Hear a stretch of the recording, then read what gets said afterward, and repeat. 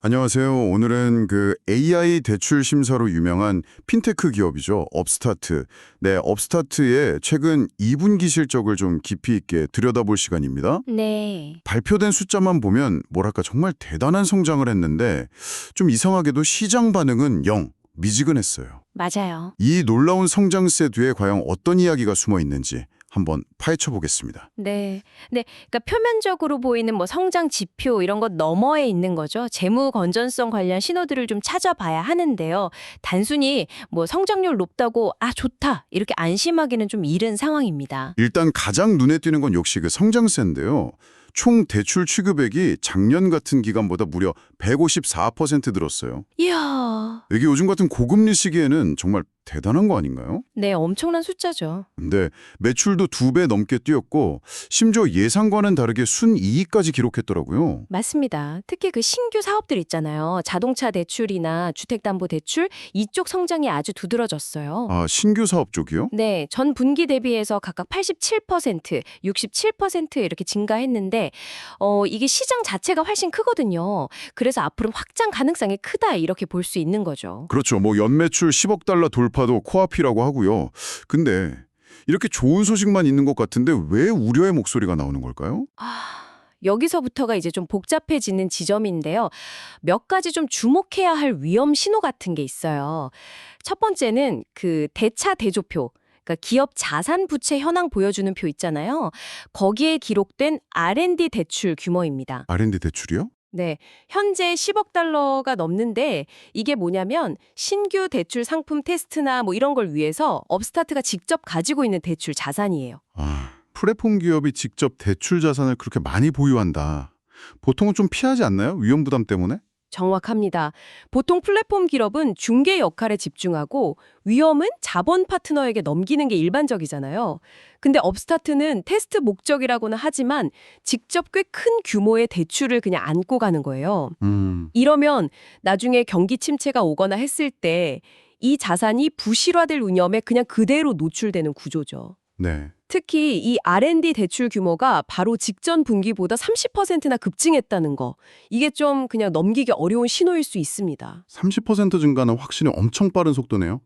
단순히 그 규모 자체보다도 이렇게 빠르게 직접 맞는 위험을 늘려나가는 전략, 이게 좀 괜찮은 건가 하는 의문이 드는 거군요. 그렇죠. 또 다른 우려사항도 있었나요? 두 번째는 대출 승인율인데요. 2분기 승인율이 23.9%로 나왔어요. 이게 1년 전에는 15.2%였거든요. 꽤 많이 올랐죠.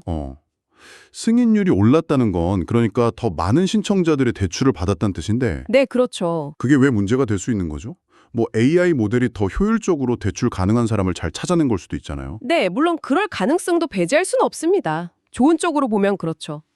근데 동시에 봐야 할 게 신용도가 가장 높은 등급 있잖아요. 슈퍼프라임. 아, 최우량 등급이요? 네, 이 최우량 차입자의 기중은 오히려 줄었어요. 이게 좀 걸리는 부분입니다. 아, 승인율은 높아졌는데 정작 최우량 고객 비중은 줄었다. 네, 그러니까 이게 혹시 더 많은 대출을 내주려고 심사 기준을 좀 낮춘 거 아니냐. 그래서 잠재적인 위험을 좀 더 안게 된 거 아니냐. 이런 의심을 살 수 있는 거죠. 아, 그렇군요. 그 두 가지가 동시에 나타났다는 게 좀 의미심장하네요. 승인율 상승이랑 최우량 고객 비중 감소. 그러니까 AI 모델이 현재 경제 상황에서 어쩌면 예전보다 위험도가 좀 더 있는 차입자를 더 많이 승인해주고 있을 가능성도 있다는 거군요. 네, 그런 해석이 충분히 가능합니다. 물론 이게 정말 AI 모델이 더 정교해져서 그런 건지 아니면 말씀하신 대로 위험 감수 수준 자체를 높인 건지는 좀 더 지켜봐야 명확해지겠죠. 종합적으로 보면 업스타트는 분명히 빠른 성장 보여주고 있고 기술 혁신도 보여주고 있어요. 그건 맞는데 동시에 이 대차 대조표상에 직접 대출 보유가 늘어나는 거나 승인율, 변화 같은 지표들은 어쩌면 성장통 이상의 위험 신호일 수도 있다. 이런 점에서 좀 면밀히 봐야 합니다. 네. 단순히 건전성 점검 필요하다. 이 정도를 넘어서 혹시 사업 모델의 근본적인 위험 감수 전략에 변화가 있는 건 아닌지 이걸 좀 주시해야 하는 상황인 거죠. 정말 말씀 듣고 보니 빠른 성장하고 또 그 이면에 있는 잠재적 위험 사이에서 정말 아슬아슬하게 줄타기를 하고 있는 모습이네요.